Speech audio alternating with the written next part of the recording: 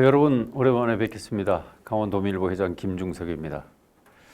1년 전에 제가 강원 평화특별자치도를 허하라, 졸고 있는 지역에 미래는 없다, 이런 특별 동영상을 제작을 해서 한 10편에 가깝게 여러분들과 함께 만난 적이 있었죠. 드디어 우리가 염원해왔던 강원 특별자치도가 마침내 우여곡절 끝에 국회 본회의를 통과해서 이제 강원도는 내년부터 2023년 6월부터 강원특별자치도라는 새로운 이름을 갖고 우리 도민들이 살아가게 되었습니다.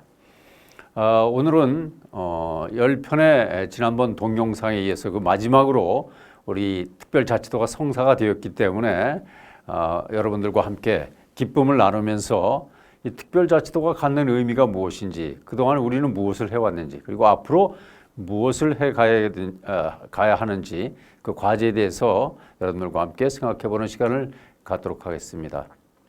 특별자치도가 통과된 이후에 많은 분들이 이런 질문을 하더군요. 특별자치도가 되면 뭐가 달라지느냐? 그 특별자치도가 우리 강원도의 삶을, 주민의 삶을 바꿔줄 것인지, 아니 그리고 법안의 내용이 너무 부실한 거 아니냐? 이런 질문을 하는 분들도 많이 계십니다. 그래서 오늘은 이 특별자치도가 담겨진 내용은 무엇이고 그것이 강원도에 어떤 변화를 가져올 것인지에 대해서도 함께 설명을 드리도록 하겠습니다. 그러면 이 특별자치도라는 것이 왜 탄생하게 되었는지, 왜 우리 강원도민들은 특별자치도 또 경제특별자치도를 요구하게 되었는지 그 배경을 먼저 설명드리도록 하겠습니다. 그래야 그 배경을 알아야 이 특별자치도법이 갖는 진정한 의미를 여러분들이 잘 이해할 수 있을 것이라고 저는 생각을 합니다. 먼저 우리 특별자치도법이 나오게 된 배경을 설명드리려면 강원도의 실상이 어떤지를 여러분들이 아셔야 될 겁니다. 자, 먼저 우리 강원도의 실상을 설명을 드리자면, 잘 아시는 것처럼 우리 강원도는 유일한 분단도죠. 분단국가의 분단도입니다. 그리고 많은 휴전선과 접경지역을 갖고 있죠.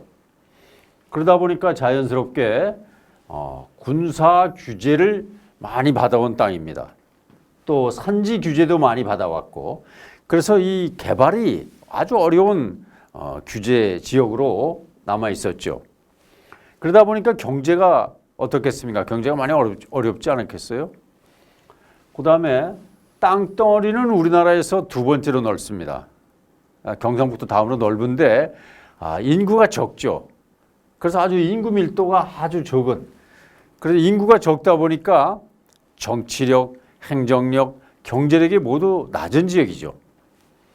그 다음에 그동안에 개발에서 소외가 많이 되어 왔습니다. 우리 강원도는 여러 가지 요인으로 해서. 그래서 변방 지역으로 일컬어져 왔습니다. 수도권에서 멀리 떨어져 있고 산이 많고 교통이 어렵고, 그래서 낙후가 되어 있는 변방 지역으로 이미지를 갖고 있었죠.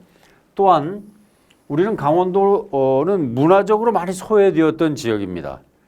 그래서 사람들이 강원도는 멀다, 서울에 가면 멀리서 오셨네요, 사실은 전라도나 경상도보다도 훨씬 가까운 지역에 있음에도 불구하고 우리 국민들의 머릿속에는 강원도는 먼 땅이라는, 그게 바로 문화 소외 지역을 상징하는 관용어처럼 인식되었던 것이 우리 강원도의 실상입니다. 좀 구체적으로 좀 들어가 보면은 우리 강원도는 인구가 계속 줄어들어 왔죠. 여러분들 1970년대에 우리 강원도 인구가 186만 명이었습니다. 그런데 계속 줄어서 지금은 153만 9천 명으로 줄어들었습니다. 물론 강원도만 줄어든 건 아니죠. 서울, 인천, 경기 이른바 수도권을 제외하고는 많은 비수도권 지역이 모두 인구가 줄어든 것은 사실입니다만은 우리 강원도는 유독이 인구가 계속 줄어서 지금 제주도를 빼고는 전국에서 가장 인구가 적은 인구 과소 지역이 되고 말았죠. 자, 인구가 이렇게 줄다 보니까 많은 사람들이 지금 지방 소멸을 걱정하고 있습니다. 인구가 줄어서 앞으로 없어질 땅을 이렇게 보면은 여기 보시면 경상북도 그리고 전라북도, 전라남도, 우리 강원도가 앞으로 인구가 계속 줄어들어서 장차 없어질지도 모르는 지역으로 이렇게 분류가 되고 있습니다. 향후 한 30년 내에 우리나라의 226개 시군구 가운데 한 37% 정도가 없어질 것이다. 이런 분석들이 나왔는데 우리 강원도는 18개 시군 중에서 무려 11개 시군이 앞으로 없어질지도 모른다는 이런 암울한 전망까지 나오고 있는 상황이죠. 특히 우리 강원도는 젊은이들이 많이 빠져나가는 바람에 전국에서 고령화 비율이 아주 높은 지역으로 꼽히고 있습니다. 65세 이상 인구가 20%를 넘어가면 초고령 사회라고 얘기를 합니다. 그런데 우리 강원도는 이미 벌써 초고령 사회를 훨씬 넘어서 22%. 춘천, 원주, 강릉처럼 좀 젊은 인구가 있는 지역이 같이 평균으로 계산되다 보니까 군 단위는 뭐 30% 넘는 데도 있고 심한 곳은 35%까지 노인 인구가 많은 그런 지역이 되고 말았습니다. 이 젊은 사람들도 인구가 많이 빠져나가다 보니까 빈집들이 이렇게 많죠.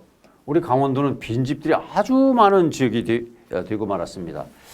인구가 많이 빠져나가고 노인 인구가 많이 늘어나고 빈집이 늘어나면 강원도는 어떻게 됐습니까? 여기에 희망이 있겠습니까? 이런 문제의식 속에서 우리 강원도의 특별자치도의 추진 배경이 되었죠. 경제력을 보시면 강원도가 2.4%입니다. 전국에. 우리 강원도 인구가 2.9%인데 지금 경제력은 인구보다도 적은 것이 현실이죠. 또 이뿐만 아닙니다. 이제 사람이 이제 월급 생활자들 보면은 잘 사는 지역하고 못 사는 지역을 잘 비교해 볼 수 있는 통계표가 여기 바로 있습니다. 금년 3월에 발표한 2020년도 이제 근로소득 연말 정산 결과를 보면 상위 1%의 근로소득자, 우리나라 국민의 상위 1% 근로소득자가 강원도는 1912명밖에 안 됩니다. 1912명.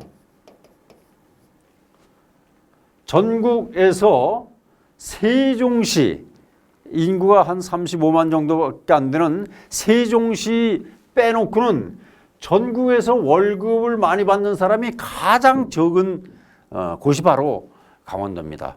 왜 월급이 적겠습니까? 경제력이 그만큼 적고 돈이 많이 안 돌아가니까 이렇게 소득자가 고소득자가 적은 것이고 인구 10만 명당 상위 1%에 소득하는 근로소득자는 강원도가 124명.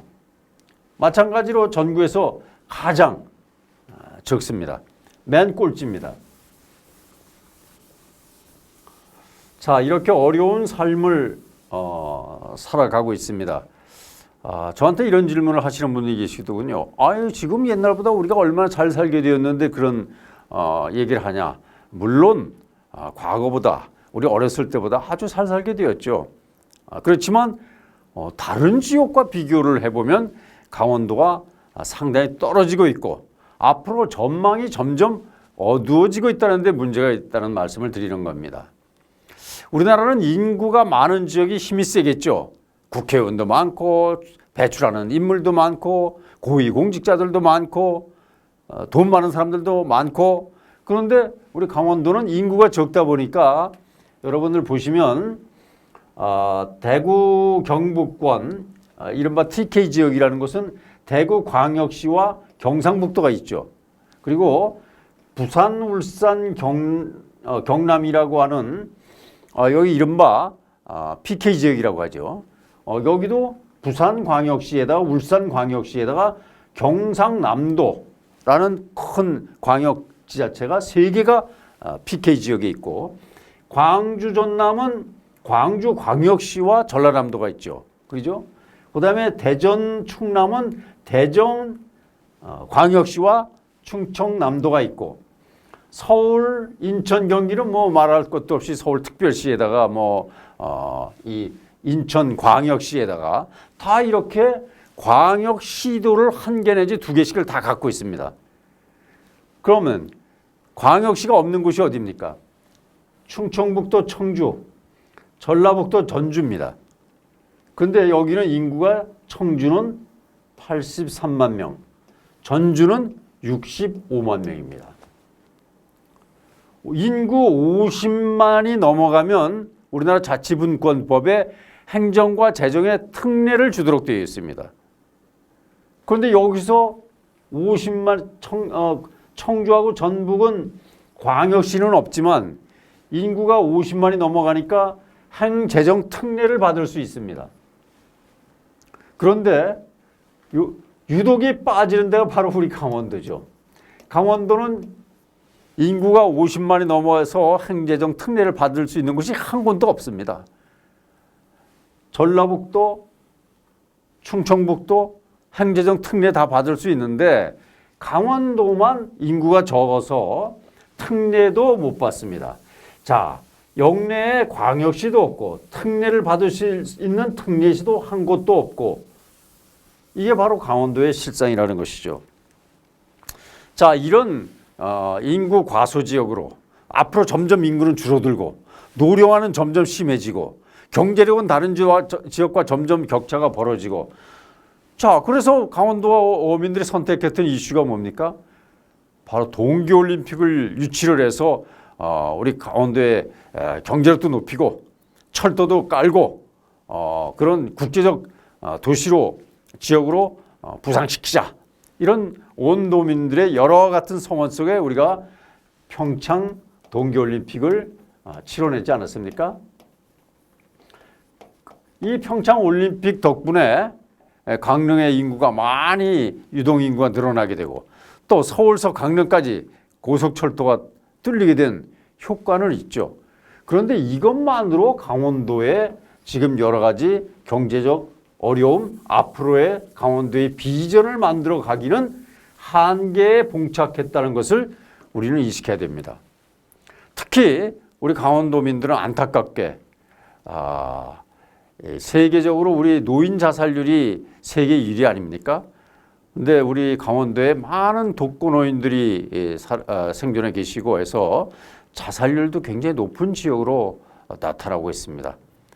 이것이 바로 우리 강원도가 특별한 대책을 요구하게 된 배경이 되는 것이죠. 그 특별한 대책이 바로 무엇이냐? 그게 바로 제주도 특별자치도와 세종특별자치처럼 앞에 특별자가 들어가는 자치특별도를 만들어달라는 요구였습니다.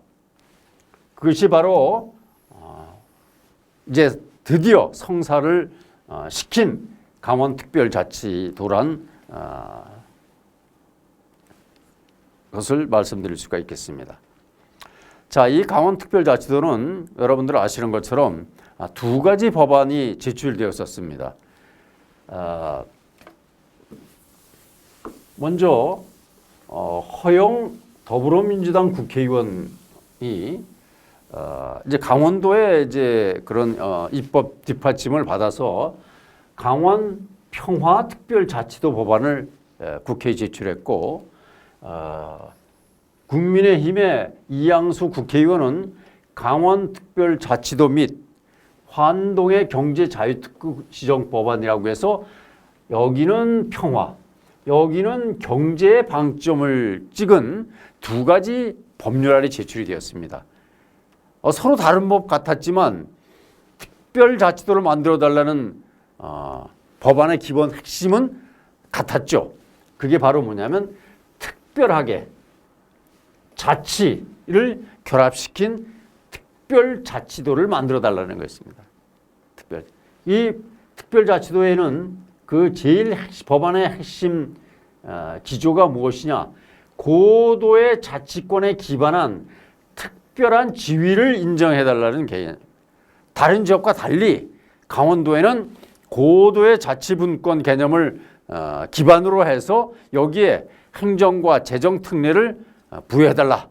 권한도 좀 넘겨주고 돈도 좀 많이 줘서 이 다른 지역과의 격차를 좁혀줄 수 있는 그런 법을 만들어달라는 것이 바로 이 특별자치도 법이었고, 이름은 좀 다릅니다만 결과적으로 규제 강원도를 개발을 제어하고 있는, 개발의 족쇄를 채워놓고 있는 뭐 산지 규제, 군사 규제, 그다음에 뭐 환경 규제, 이런 개발을 못하게 족쇄를 채워놓은 것을 좀 걷어내 줄 수 있는 행재정 권한도 주고 개발 족쇄도 걷어내서 외지에서 많은 기업들이 여기에 투자를 할 수 있는 그런 환경을 만들어 달라. 그것은 이런 특별법을 통해서 결국 강원도의 미래 먹거리를 법적으로 만들어 달라.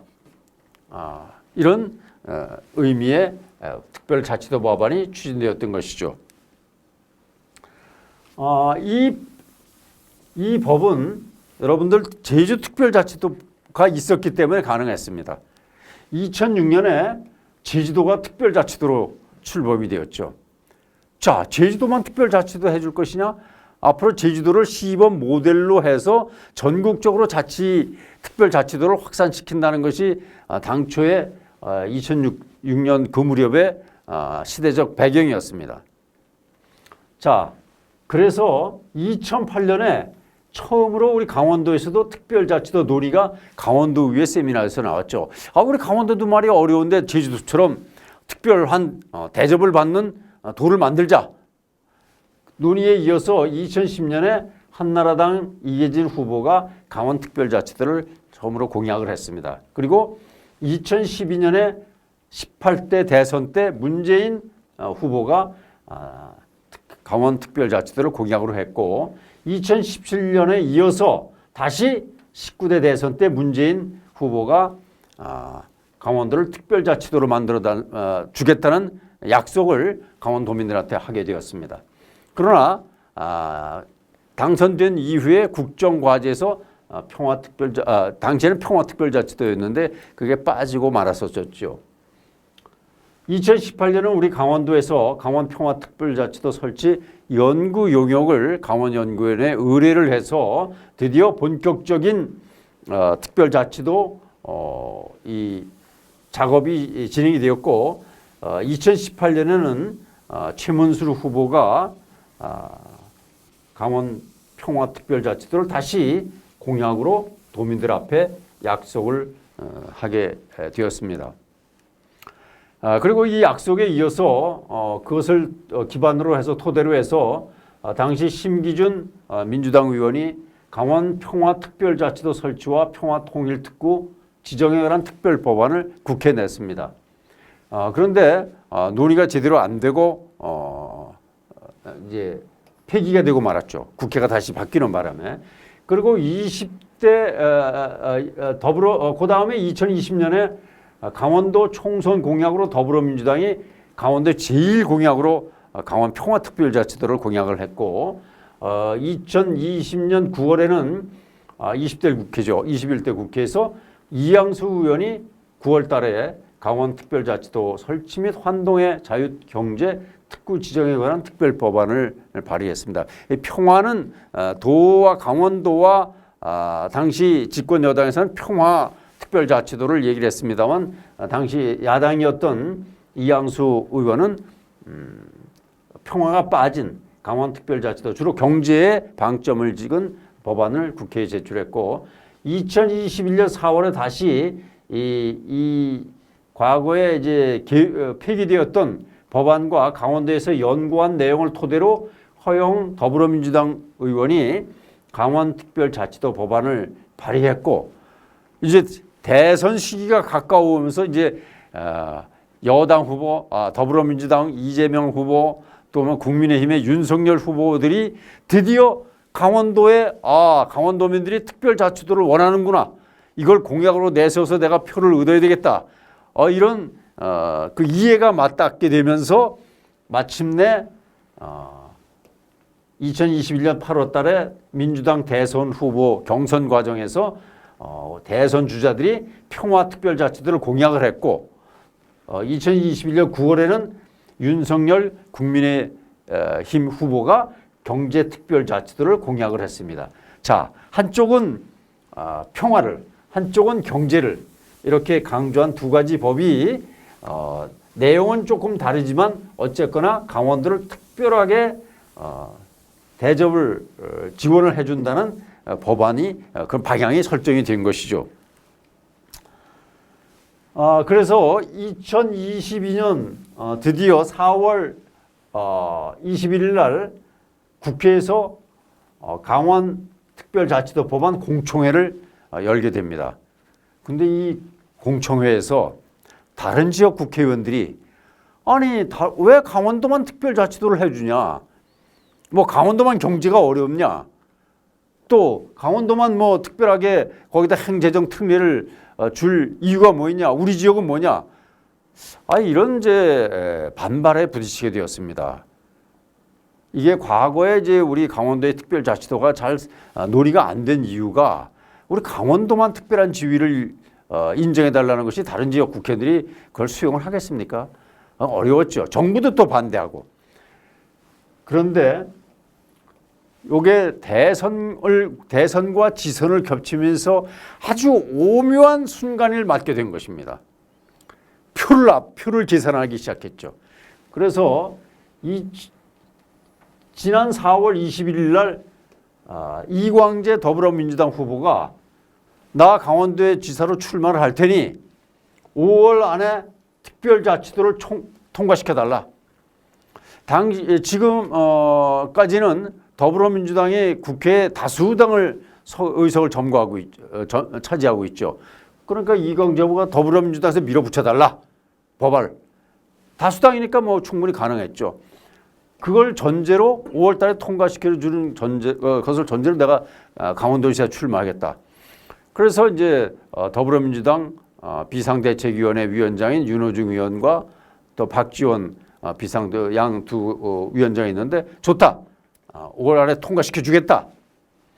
근데 참 재밌는 게 이 더불어민주당의 비상대책위원장 2명이 전부 강원도 출신이라는 아주 오묘한 상황을 맞게 된 거예요.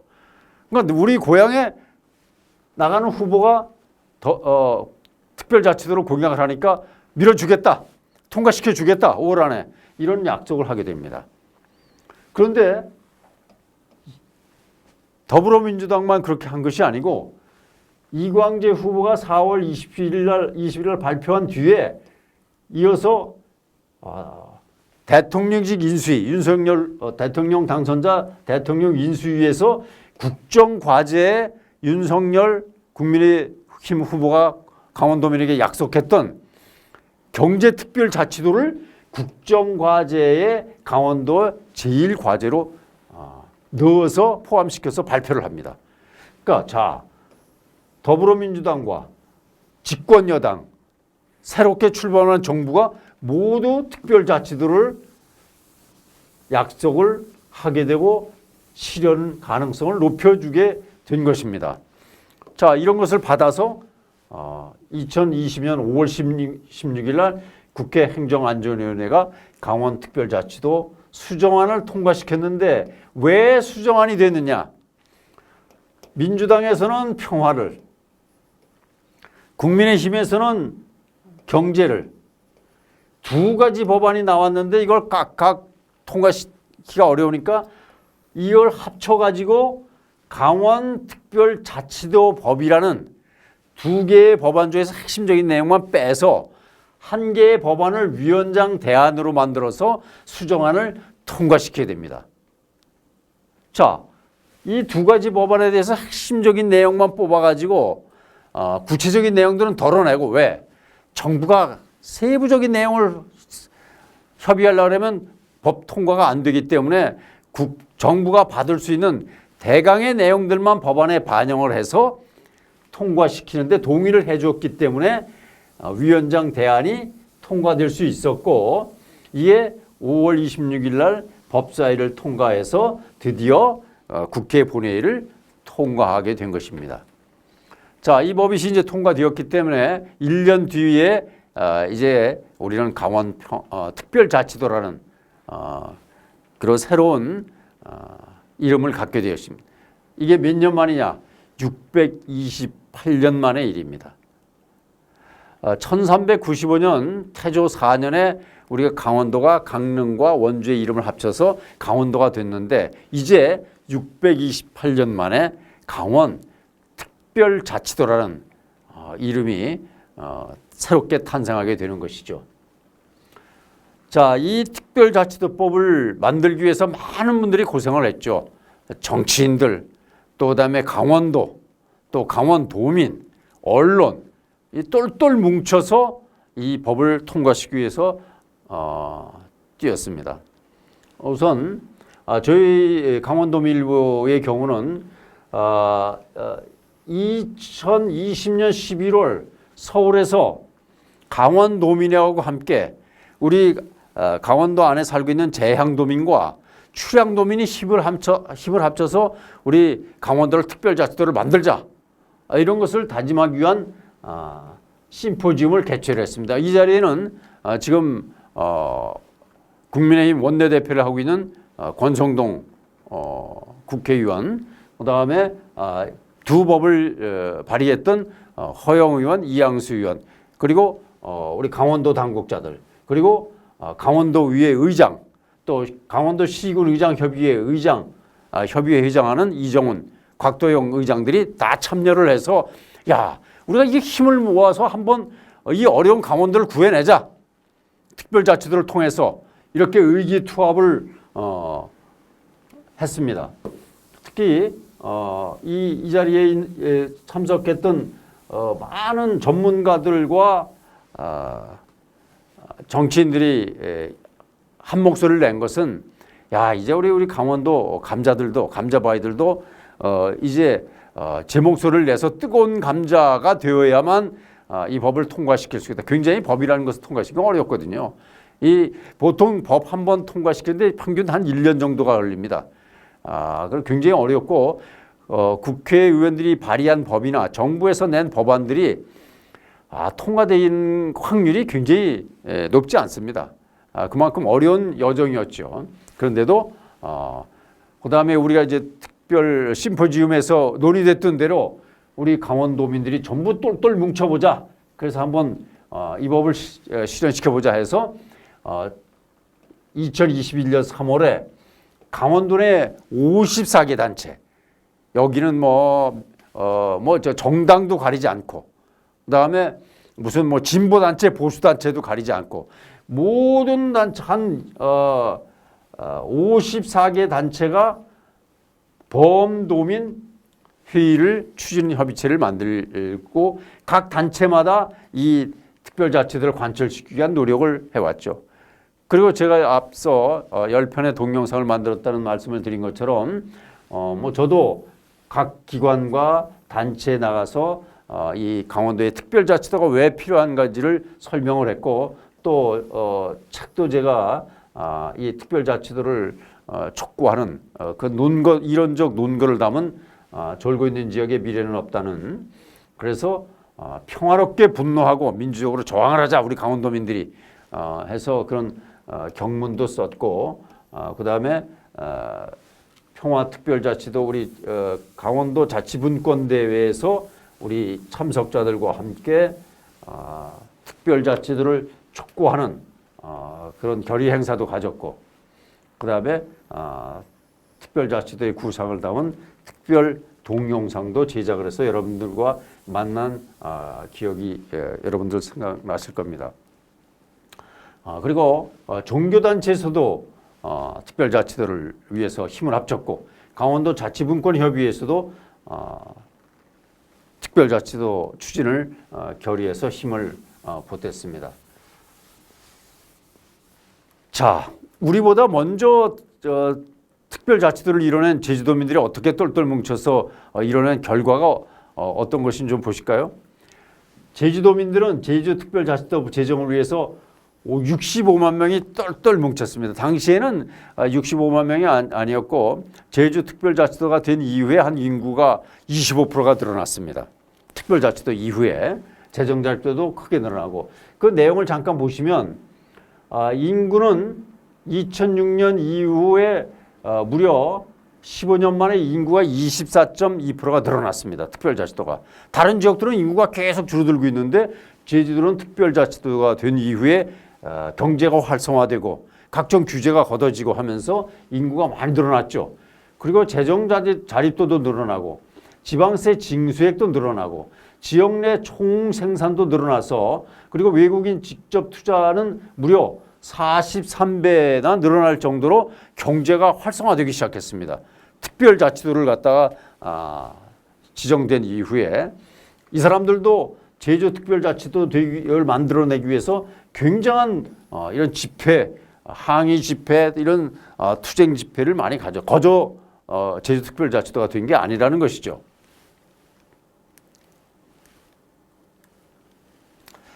제주특별자치도는 그럼 여러분들 혹시 법안 보신 분 계신지 모르겠습니다만 간단하게 제주특별자치도법에 뭐가 들어가 있는지 설명을 좀 드려보겠습니다. 제주도가 특별자치도 이렇게 돼서 경제가 활성화되고 인구가 늘어났는데 도대체 그것을 뒷받침한 제주특별자치도법에 뭐가 담겨져 있길래 그런 현상을 가져왔느냐 설명을 드리면 제주도는 제주 특성에 맞는 공무원 조직을 설계하고 운영할 수 있게 됐습니다.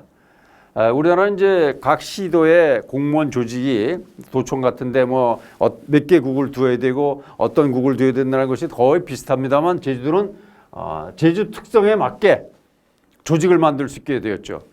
그다음에 지방교부세를 3%를 무조건 제주도에 주게 법안에 담겼습니다. 이게 앞으로 우리도 관철해낼 아주 중요한 과제인데 중앙정부가 꼬리표 없이 도와 시군에 주는 돈, 내국세의 19.24%를 떼어서 이제 지방교부세로 지방에 주고 있는데 그 돈을 대개 인구가 많은 쪽으로 교부세가 많이 가지 않겠습니까? 그런데 제주도는 인구와 상관없이 3%를 법정률로 교부하라는 법안이 담겼습니다. 이 3% 정도 되면요. 우리 강원도가 인구가 지금 3%, 2.9% 정도 되는데 교부세가 대충 그 정도, 그보다 조금 더 올 수 있으나 그 수준과 맞먹는 그런 지원을 받고 있는 겁니다. 그리고 제주자치도세 세율 조정권 등을 제주특별지사가 갖게 되었습니다.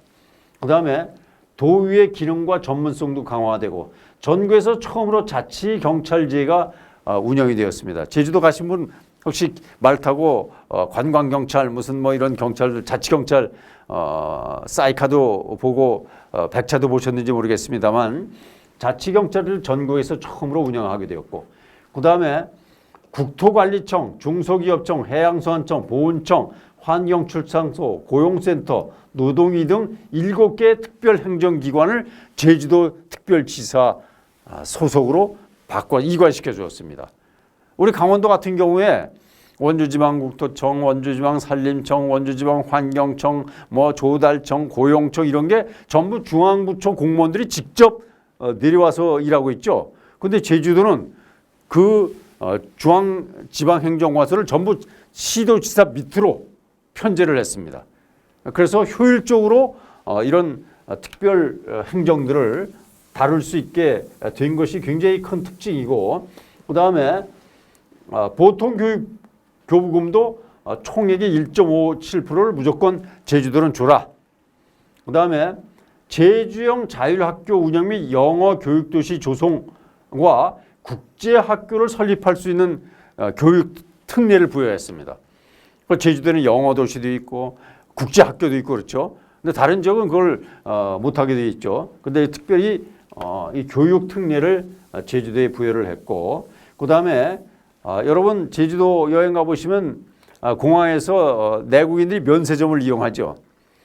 다른 지역에는 없죠. 내고의 면세점. 그건 왜 그거 했냐면 거기서 나오는 수익을 제주도 발전 기금으로 쓸 수 있게 내국인 면세점을 설치했습니다. 이것도 앞으로 강원도가 도입을 향후에 추 입법 과정에서 반영해야 될 중요한 내용이 되겠습니다. 그다음에 뭐 제주 첨단 기술단지, 국내 기업 유치 이런 데 특례를 부여를 하고 그래서 많은 기업들이 거기에 제주도로 이전할 수 있는 기반을 만들어 주었고 그래서 다음 카카오 본사도 제주도로 가지 않았습니까? 그리고 도시계획, 건축, 환경보존 등에서 제주도지사가 제주 지역을 개발을 위해서 필요하고 주민들의 삶의 질을 높이고 일자리를 만들기 위해서 필요하다고 하면 각종 규제에도 완화를 시킬 수 있는 그런 특례가 이 제주특별자치도 법안에 담겨 있는 겁니다. 이런 법안이 있었기에 제주도가 인구가 늘어나고 경제가 활성화되고 외국인들이 많이 오는 그런 도시가 되었죠. 특히 제주도는 자치분권을 선도하는 분권 모델을 제시를 해서 주민들이 마을의 일을 주민들이 결정하고 예산도 예산 편성에도 참여하는 그런 기제들을 장치들을 만들어 놨고 글로벌 경쟁력을 키울 수 있는 발전 모델을 이런 교육 특례를 통해서 확대하고 외국인 투자를 받을 수 있는 환경을 많이 조성을 했죠. 이것을 통해서 제주도는 바로 앞으로 미래 발전 모델을 만들어갈 수 있는 역량을 축적해 갈 수 있는 밑바탕을 이 제주특별자치도법을 통해서 확보를 할 수 있었던 것입니다. 자, 이번에 국회를 통과한 우리 강원특별자치도법의 주요한 내용을 간략히 말씀드리겠습니다. 강원도의 지역적, 역사적, 인문적 특성을 살려 고도의 자치권, 강원도 특별도지사가 강원도 개발과 이런 것을 할 수 있는 분권, 고도의 자치권을 보장할 수 있는 특별자치도를 정부 직할로 설치한다는 것이 법안에 담겨졌습니다. 그 다음에 강원도의 특별자치도에는 행정, 재정적 지원 방안을 마련하고 특별 지원을 할 수 있다. 이런 법적 근거를 만들었습니다. 그리고 각종 시책 사업을 시행하는 경우 정부가 각종 시책 사업을 시행하는 경우 강원자치도를 우선 지원해야 하며 그 다음에 균형특별회계를 별도 계정을 설치하고 강원도를 위해서 그 다음에 자치사무를 넘기고 중앙정부와 지방정부 간의 인사교류 파견을 확대하며 강원도에서 공무원들은 강원도 출신을 우선적으로 사용할 수 있는 특례를 부여한다. 이런 법안이 담긴 겁니다. 또한 국가는 낙후된 강원자치도의 지역개발을 활성화하기 위한 규제 완화를 위해서 노력한다. 국가가 강원도에 뭐 산지 규제, 환경 규제, 군사 규제 이런 많은 규제를 개발을 할 수 있게 완화를 해준다.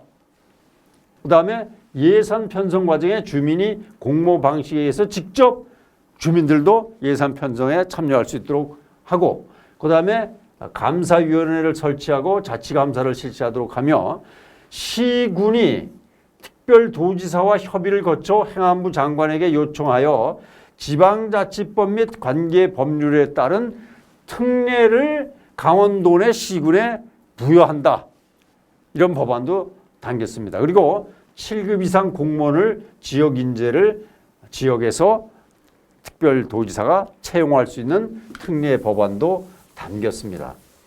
그런데 제주특별자치도법이나 세종특별자치도법에는 아주 구체적인 내용들이 행재정 특례 이런 것들이 반영이 됐는데 이번에 우리는 아주 급박한 상황 속에서 날짜를 5월 달에 법을 통과시킨다는 그런 한시성 그런 한계적 상황 때문에 아주 세부적인 내용은 담지를 못했습니다.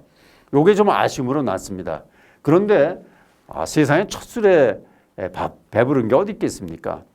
소위 문지방 효과라고 해서 일단 문지방을 넘어놓으면 그 다음서부터는 보완하고 수정해 나가는 것이죠. 제주특별자치도법도 처음부터 완벽한 법은 아니었습니다. 지금도 제주도민들은 제주특별자치도법에 더 많은 행재정 특례를 반영시키기 위해서 계속 노력을 하고 있죠. 우리 강원도도 이제 이 법이 통과된 이상 이 법안의 내용에 따라서 구체적으로 정부에 요구해 나갈 것, 그리고 계속 보완해 나갈 것을 만들어가면 되는 것입니다. 처음에 문지방을 넘기가 제일 어려운 것이죠. 이제 문지방을 넘었습니다. 드디어. 그래서 이제 앞으로 우리 강원도민들이 이런 내용들을 차곡차곡 채워가기 위한 노력들을 해나가면 된다고 저는 생각을 합니다. 그러면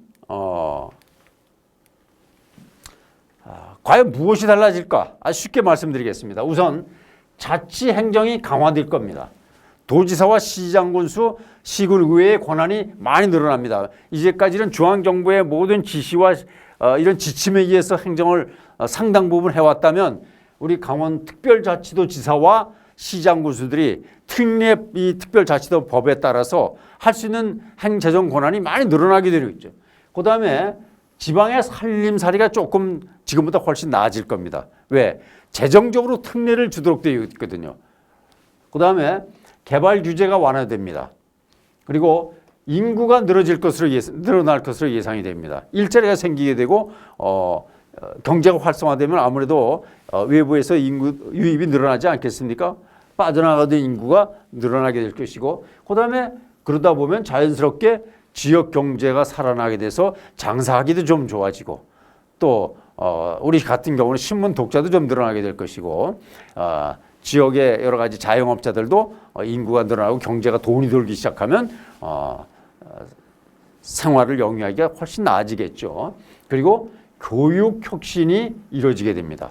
강원도에 이제 여러 가지 교육 제도를 바꿔갈 수 있는 그런 특례들이 부여가 되면 결국 우리 강원도민의 삶, 나의 삶이 바뀌게 되는 것입니다. 이게 바로 강원특별자치도가 되면 달라질 변화상이라고 말씀을 드릴 수 있겠습니다. 이제 정리해서 이제 말씀을 드리도록 하겠습니다. 참 어려운 과정. 이게 저도 이제 여러 가지 입법 활동에도 참여를 해보고 입법 지형도 봤습니다만, 관찰해 봤습니다만, 이 강원특별자치도 과연 될까? 걱정도 많이 하고 참 어려운 난제라고 생각을 했는데 참 뜻밖의 조금 뜻밖이라고 할 수 정도로 성사가 되었습니다.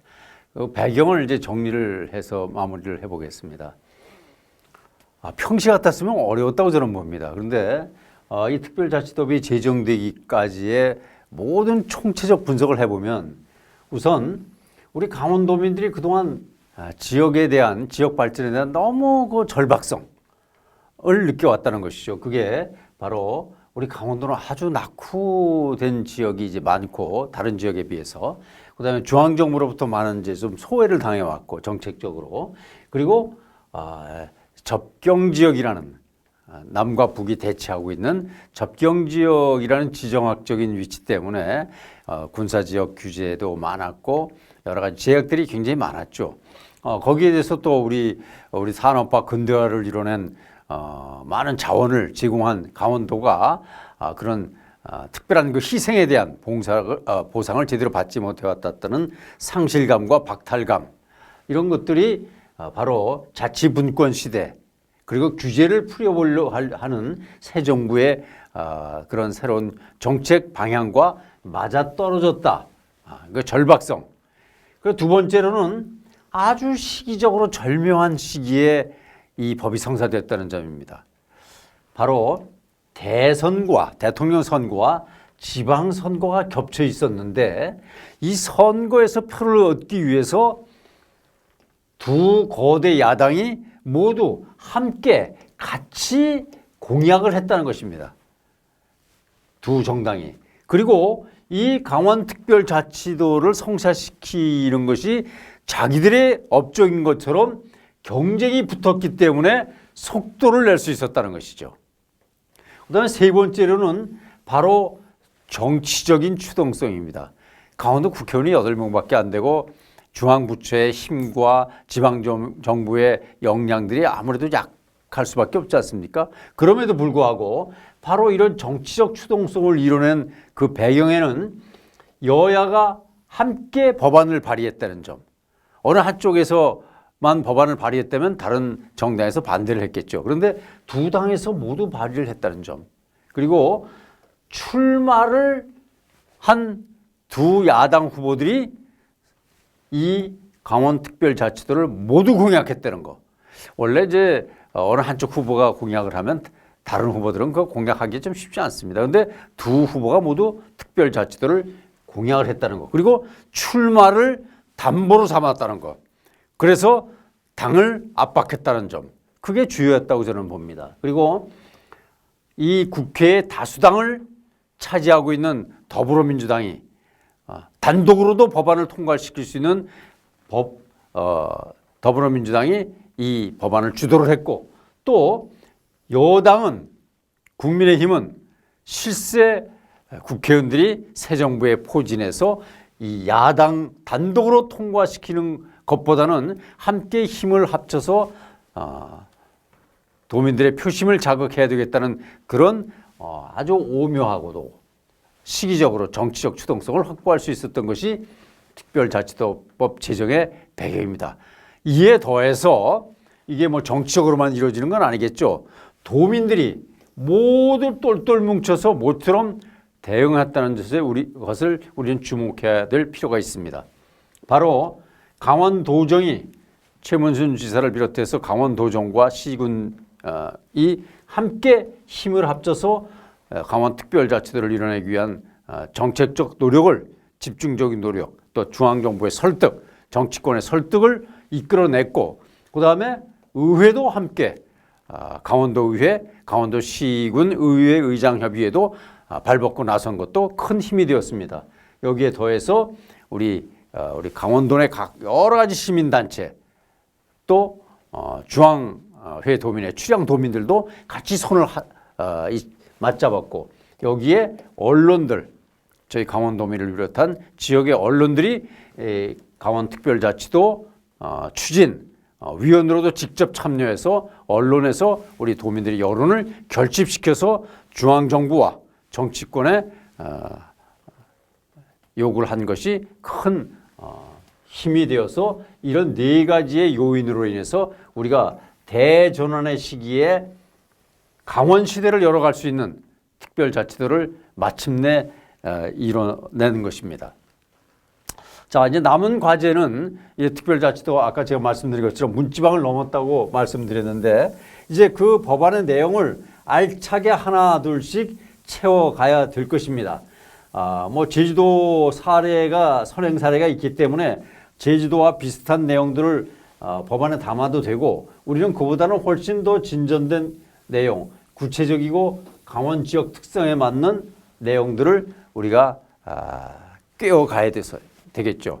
그래서 보배를 만들어야 되겠습니다. 우리 강원도에. 그걸 하기 위해서 남은 과제는 이제 우리 도민들이 안에서 스스로 내생적 혁신을 이뤄내고 지혜를 모아서 뭐 예를 들면 강원특별자치도 범도민 정책위원회 같은 것을 만들어서 각계의 의견을 결집을 해서 그것을 한 목소리로 중앙정부에 제시를 하고 정치권을 설득해 나가는 작업들, 그리고 초정파적 의제를 삼아서 여야 우리 강원도민들이 강원도당이 되어서 강원도 국회의원이 되어서 강원도당의 국회의원이 돼서 여야를 구분하지 않고 이 특별자치도 의제만큼은 법제만큼은 완성도를 높여나가기 위한 힘을 결집을 해나가야 되겠다는 말씀을 드립니다. 그리고 특히 이번 이제 내일 모레면은 우리 이제 새로운 앞으로 탄생하게 될 특별자치도를 이끌어 나갈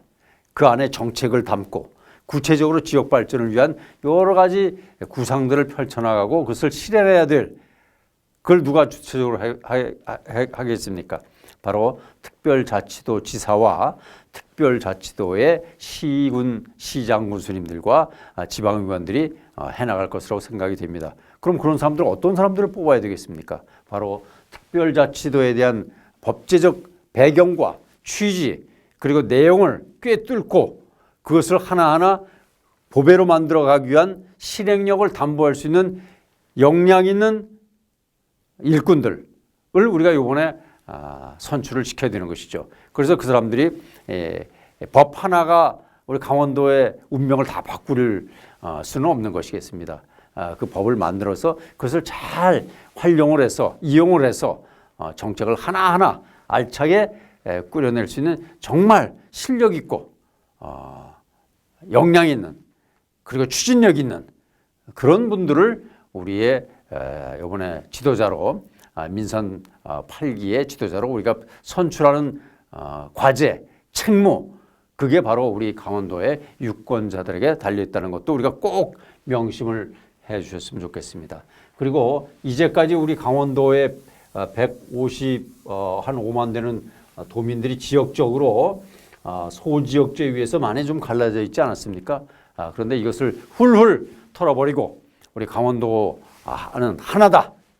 특별자치도민으로서의 자긍심과 긍지를 갖고 우리 오로지 강원도 발전을 위해서 보다 남은 풍요로운 우리 강원도 경제적으로 활력 있고 활력이 넘치고 일자리가 창출되고 교육이 알차게 이루어지고 훌륭한 인재들이 지역 인재들이 배출될 수 있는 교육 환경을 만들어내고 그 안에서 우리 후손들이 대대손손 지속 가능한 소멸이 아니라 성장과 도약을 할 수 있는 그런 위대한 강원도 시대, 희망의 강원도 시대를 만들어가는데 우리 역량을 함께 모아주실 것을 부탁드리면서 기쁜 마음으로 오늘 총결산 영상을 마무리하도록 하겠습니다. 여러분 감사하고 건강하시고 행복하시기 바랍니다. 감사합니다. 더 많은 돈의 뉴스와 정보를 얻기 원하신다면 좋아요와 구독을 눌러주시길 바랍니다. 감사합니다.